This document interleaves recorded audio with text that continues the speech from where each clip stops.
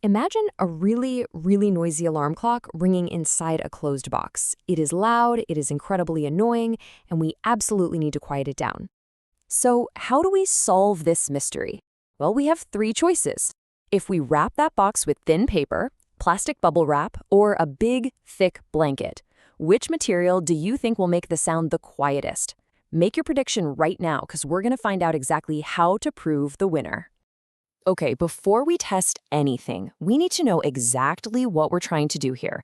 We want to muffle the alarm. To muffle a sound simply means to make it quieter or less clear. Basically, we want way less of that annoying alarm energy reaching our ears. Now, check out that big red X. This clears up a huge mistake people make all the time.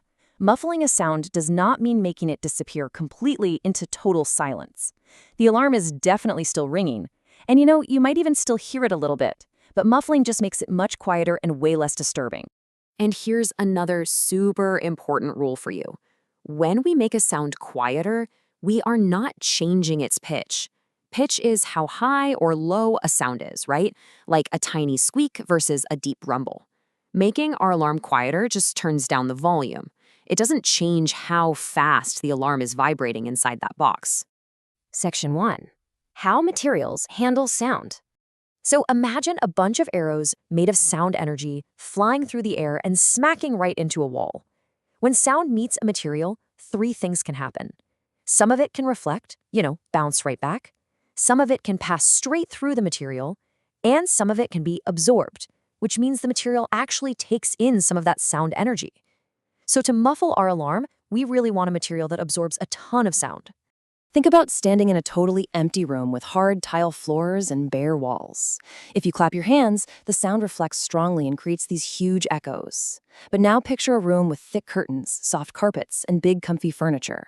Soft, thick, and porous materials absorb some of that sound energy and really reduce those bouncing reflections. Now, they don't make the room completely soundproof, but they definitely make it way less echoey. Section 2. Source, path, and listener. There are exactly three main ways to fight noise. Number 1, the source. Can we just make the noisy object itself quieter? Number 2, the path. Can we put up barriers or absorbing materials to literally block the sound as it travels? Or number 3, the listener. Can we protect the person's ears? So that's source, path, and listener. Look at this construction worker wearing those giant ear defenders. Now, this is a really common mix-up. Ear defenders protect the listener by reducing the amount of sound actually reaching their ears. They do not magically silence the noisy machine. The machine is out there, still vibrating and making the exact same amount of noise at the source, but the listener is safely protected. But what about stopping noise before it even travels anywhere? Well, a vehicle exhaust muffler is a fantastic example of reducing noise right at the source. It's carefully engineered with all these chambers inside to reduce the engine's noise before the exhaust gases even leave the car. It tackles the problem right where it starts. So why do we actually care so much about controlling all this sound? Because of noise pollution.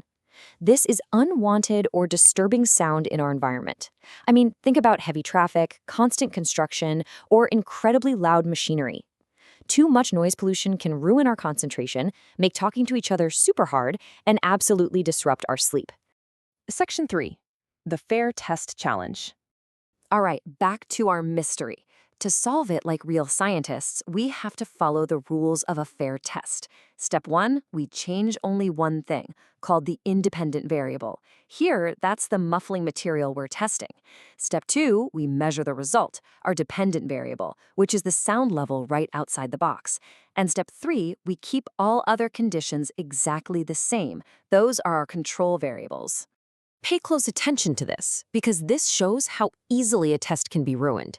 To keep it fair, our control variables literally must stay exactly the same. We have to use the same sound source, keep the box the same, and measure from the exact same distance and position every single time. Because think about it, if we wrap the box in paper but move our microphone 3 meters away, the test is totally ruined. We'd have absolutely no idea if the sound dropped because of the paper or just because of the distance. So we run our fair test, trying out the paper, the bubble wrap, and the heavy blanket.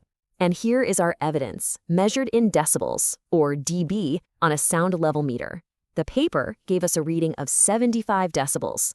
The bubble wrap dropped it down to 70 decibels, but the thick blanket, It gave us the lowest reading of all, plummeting right down to 60 decibels.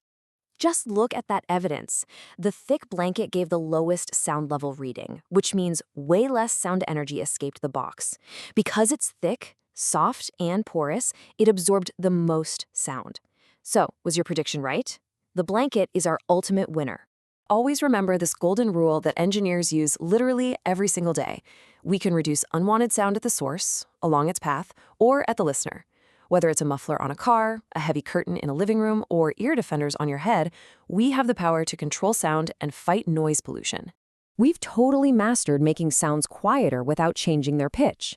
But musicians often want to change a sound in a completely different way. How can they make the exact same string, or the same column of air, produce a higher or lower pitch? We'll uncover that fascinating mystery next time.